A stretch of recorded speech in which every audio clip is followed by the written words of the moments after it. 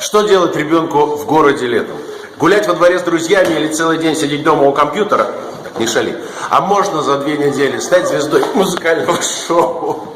Или сыграть свою первую роль на настоящей сцене.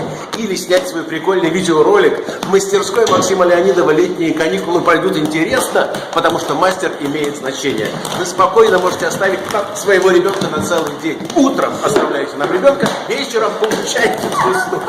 Тихо!